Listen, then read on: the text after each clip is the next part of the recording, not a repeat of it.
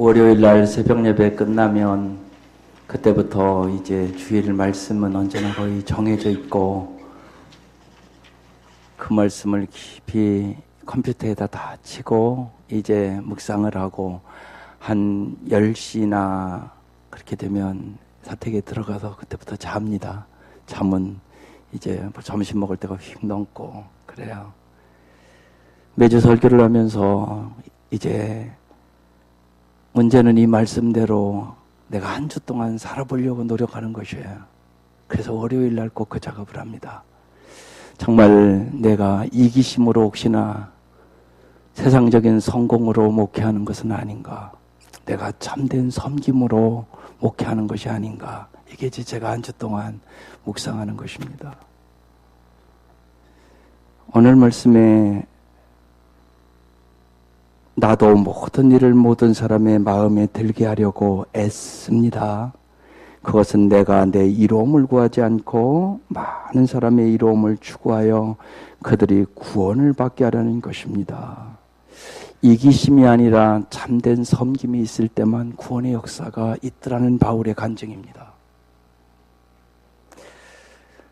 우리도 모르게 우리는 아담과와 그때로부터 타락한 이후로 우리의 마음속에 이기심과 탐심이 가득합니다. 정말로 오직 각 사람이 시험을 받는 것은 자기의 욕심에 끌려 미혹됨이니 욕심이 잉태한 즉 죄를 낳고 죄가 장성한 즉 사망을 낳느니라. 요새 여러분이 이렇게 감옥에 가는 수많은 사람들을 보지 않습니까? 그런데 한마디로 왜 그러겠습니까?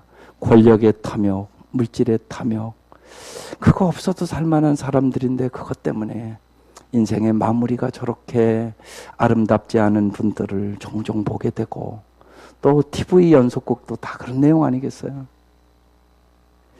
타락한 인간은 누구나 이기심과 탐욕과 자기중심적인 삶을 살아가게 됩니다.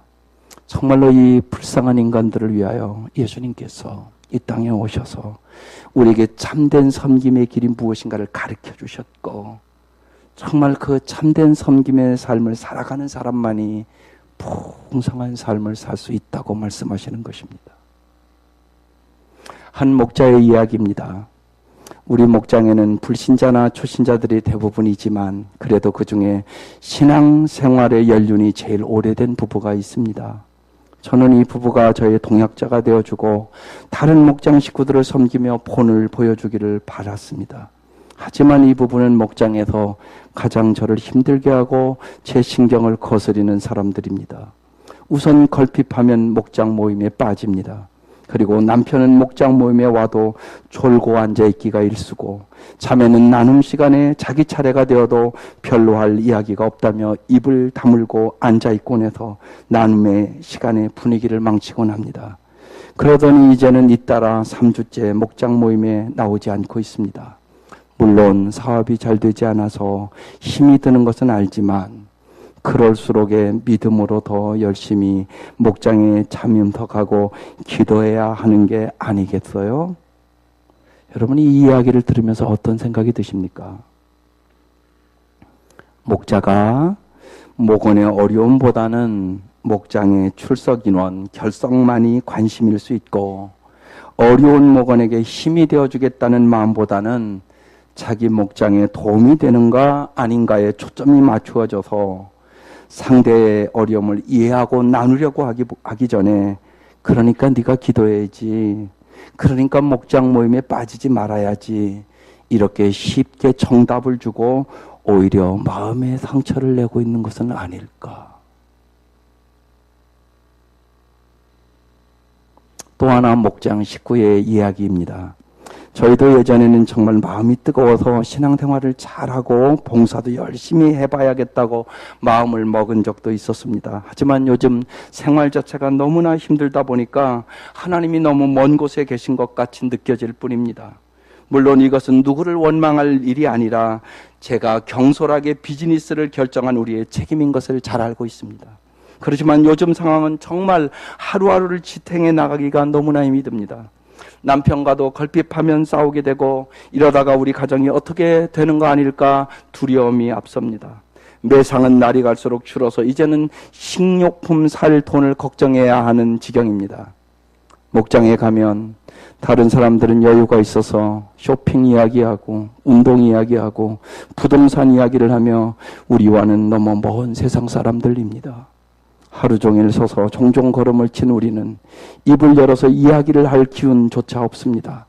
다른 목장 식구들 챙기기에도 힘겨우실 목자님께 도와드리지는 못할 망정 마음에 부담만 들 것 같아서 이렇게까지 어려운 상황인 것을 차마 말할 수가 없습니다.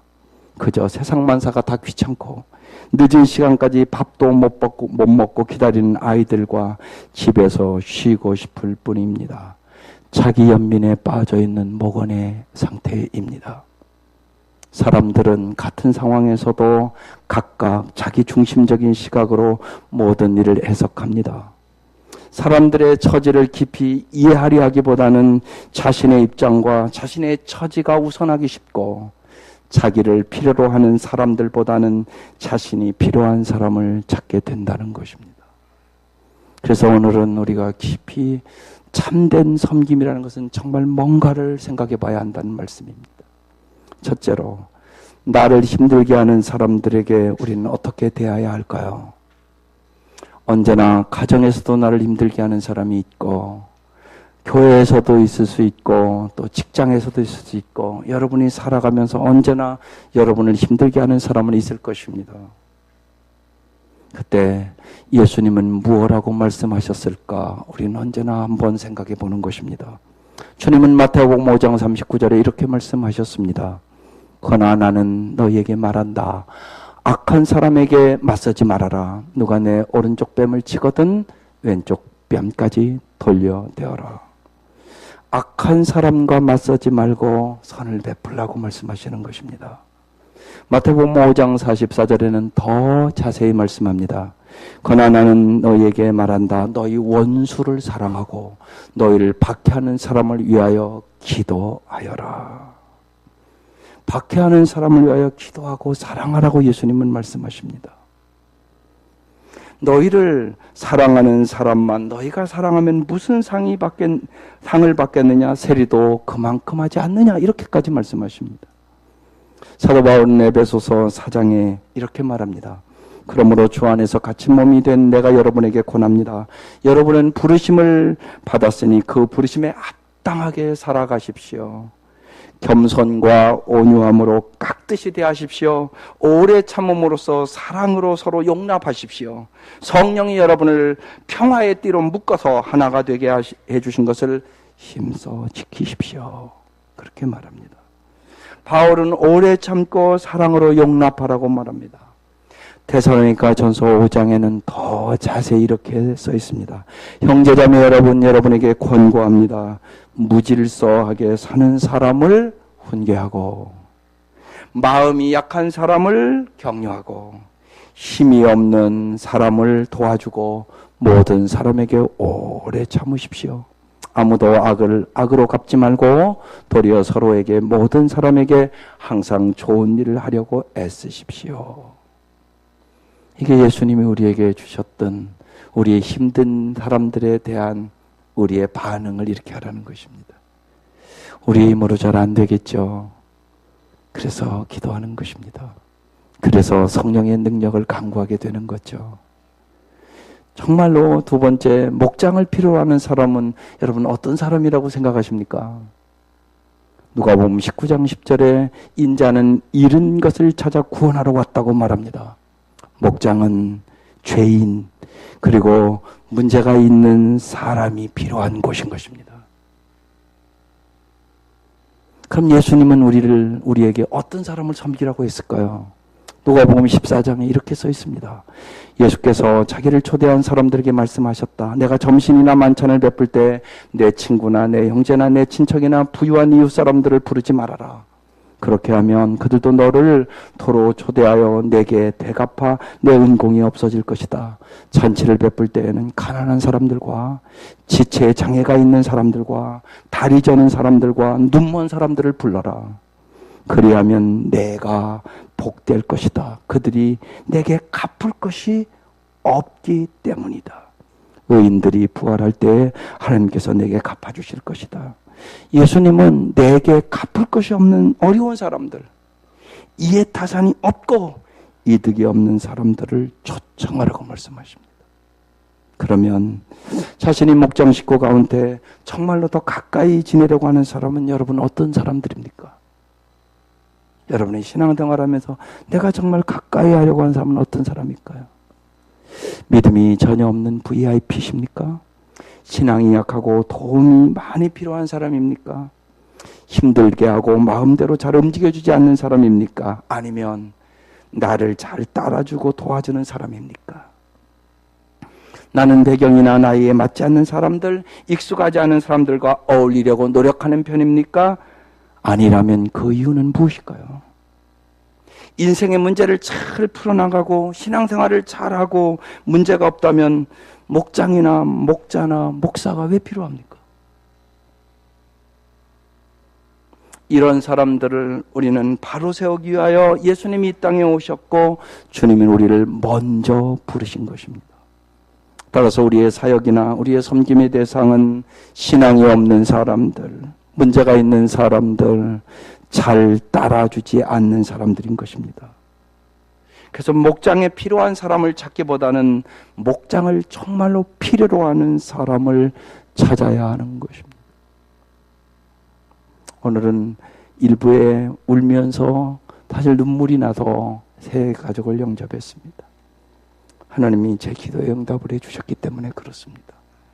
오늘 우물가의 여인처럼 그 찬양을 부르습니다. 그 찬양을 고르면서 하나님 우물가의 여인처럼 정말 헛되고 헛된 것을 찾고 목마른 사람들을 꼭 불러주십시오. 제가 그렇게 기도를 했습니다. 그런 새 가족이 와서 너무나 기뻤습니다. 사실 우리 모두가 그런 사람들 아닙니까? 우물가의 여인처럼 정말 목마르고 목말아서 여러분 엄마 아빠는 왜 있는 거죠? 아이들을 잘 보살피기 위해서 있는 거죠. 우리도 그런 존재로 부름을 받은 것입니다. 그러면 우리가 정말 전도와 진정한 섬김을 위하여 우리 자신에게 어떤 자세가 필요할까요? 요한복음 10장을 읽어보면 예수님은 선한 목자고 양들을 위해 생명을 버린다고 나와 있고 삭구는 목자도 아니요 양들도 자기 양이 아니므로 이리가 오는 것을 보면 양들을 버리고 달아난다고 써 있습니다. 자기 이익을 구하는 사람은 삭군 목자라고 말씀하는 것입니다. 또한 그럴싸하게 말을 하여 자신을 드러내는 사람, 그것은 진정한 섬김이 아니라고 말씀합니다. 그래서 사도 바울이 고린도서 2장에 내가 여러분과 함께 있을 때 나는 약했으며 두려워했으며 무척 떨었습니다.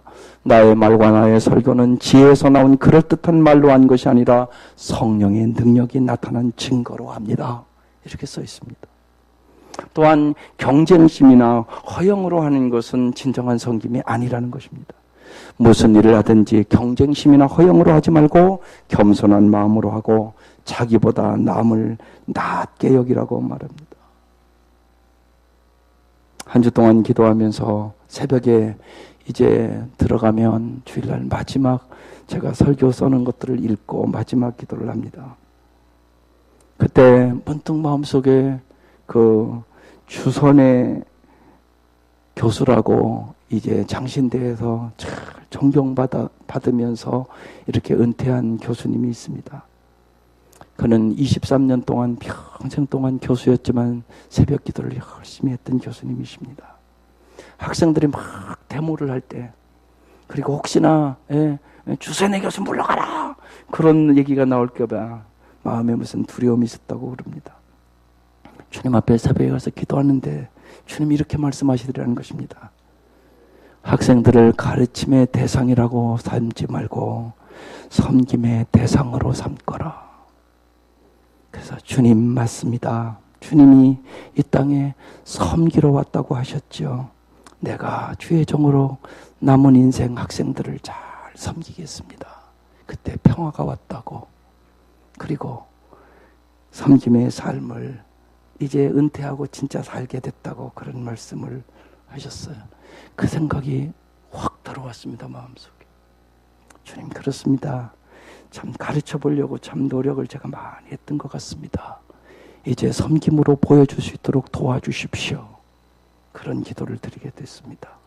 그렇습니다. 정말로 주님이 이 땅에 오셔서 섬김을 마지막 십자가를 앞두고도 제자들의 발을 씻어주셨던 것처럼 우리는 그 섬김을 보여주라고 부름을 받은 것입니다. 그래서 사람의 인정을 받으려고도 하지 말아야 됩니다. 사람의 인정을 받으려고 하는 것은 참된 섬김이 아니기 때문에 그렇습니다. 참 섬김은 자기의 유익보다는 상대의 유익을 앞세우는 거라고 오늘 그 한 절이 말씀하고 있는 것입니다. 우리는 바로 행하기보다는 빨리, 쉽게, 그리고 잘해보려는 우리의 이기적인 생각이나 욕심 때문에 다른 사람을 오래 참아주지 못하고 몰아붙여서 설익은 열매, 상처를 남기는 경우가 너무나 많은 것입니다. 그러면 우리가 참된 섬김을 위하여 꼭 해야 할 일은 무엇이겠습니까? 몇 가지 있습니다. 먼저는 자신의 영적 성적을 위해서 기도하셔야 합니다. 모든 환경과 사람을, 때로는 나를 힘들게 하고 어렵게 하는 사람들이 있다 할지라도 하나님은 그 환경을 우리를 위하여 예비해 놓으신 환경이라는 것입니다. 그래서 내가 정말 사랑의 사람으로, 참 믿음의 사람으로, 소망의 사람으로 성숙시키기 위하여 주님은 그 환경에 나를 둔 것입니다. 그래서 언제나 심겨진 곳에서 꽃을 피울 수 있도록 기도하셔야 합니다. 욥의 고난이, 욥이 우리보다 예수 더 잘 믿었다고 생각하지 않습니까? 그런데 욥이 그 고난을 다 겪고 마지막 욥기 42장에 이렇게 써 있습니다. 이전에는 내가 귀로만 들었사오나 이제는 눈으로 보나이다. 그는 이제 신앙의 성숙한 단계에 들어가게 된 것입니다. 여러분의 삶에 여러 가지 일이 있을 것입니다. 못마땅한 일도 있고 어려운 일도 있고 힘든 일도 있고 무엇보다도 힘든 것은 사람이 힘들 것입니다. 그때마다 우리 모두 다 정말로 하나님께서 영적 성장을 주는 기회로 삼고 영적 성장을 위하여 기도하시기를 바랍니다. 사도 바울은 그 기도문을 골로새서 1장에 우리에게 주셨습니다. 그러므로 우리가 여러분의 소식을 들은 그날부터 우리도 여러분을 위하여 쉬지 않고 기도합니다. 우리는 하나님께서 여러분에게 모든 신령한 지혜와 총명으로 하나님의 뜻을 아는 지식을 채워주시기를 빕니다.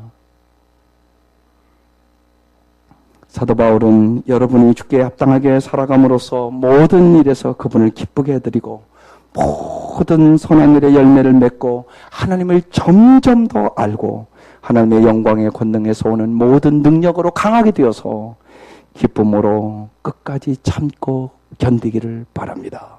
이렇게 말씀합니다. 또 여러분 영혼 구원과 복음의 전파를 위하여 기도하셔야 합니다. 분명한 것은 보십시오. 자기가 까다롭고 까칠한 사람은 제일 먼저 자기가 힘든 겁니다. 그럴 수도 있지 이렇게 넘어갈 수 있는데 못 넘어가는 사람이잖아요.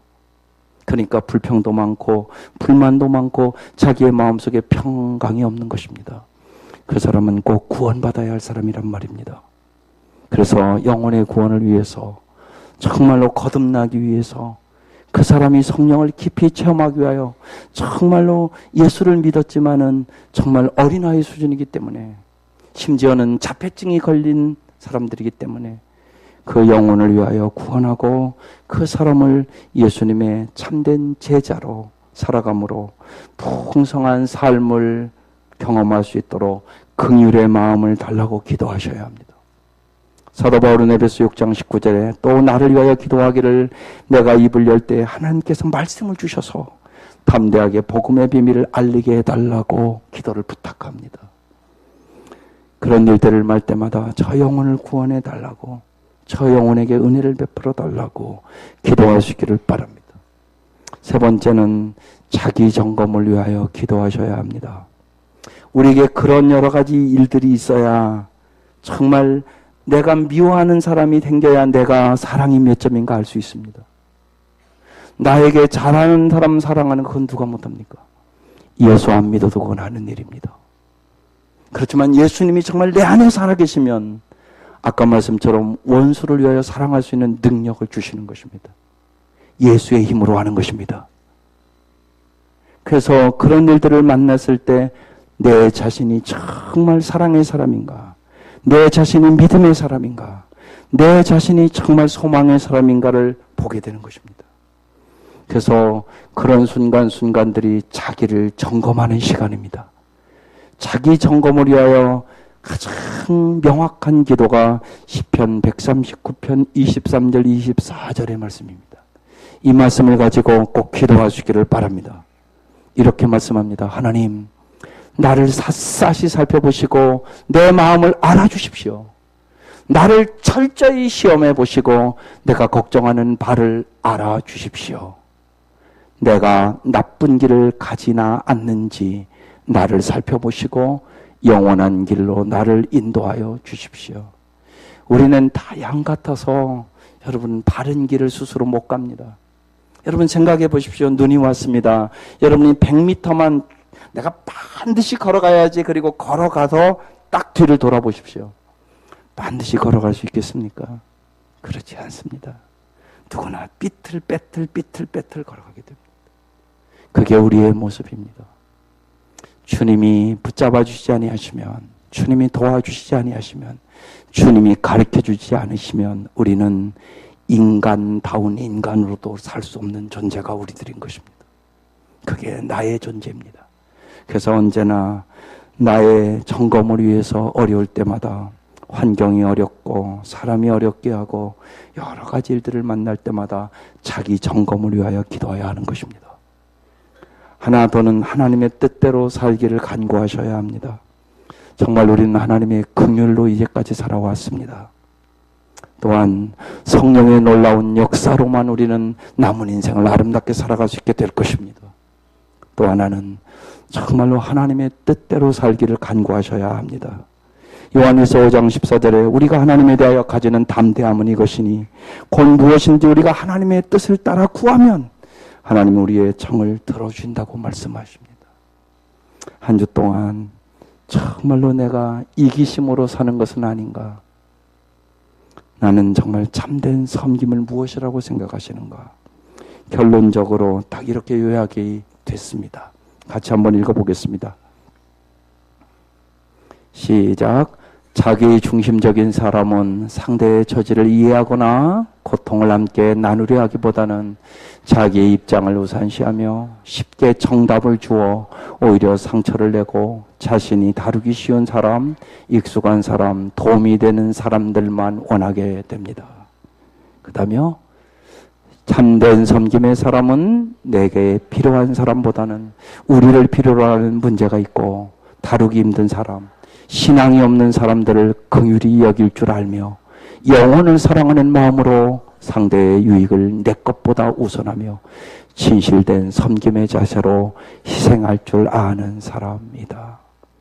우리가 이러한 섬김으로 살아갈 때 진실로 구원의 놀라운 역사가 일어나게 될 것입니다. 그리고 우리는 주님의 참된 제자로서 우리의 마음의 평강과 기쁨과 참다운 행복을 체험하게 될 것입니다. 이 은혜가 함께 하시기를 주의 이름으로 축원합니다. 기도드리겠습니다.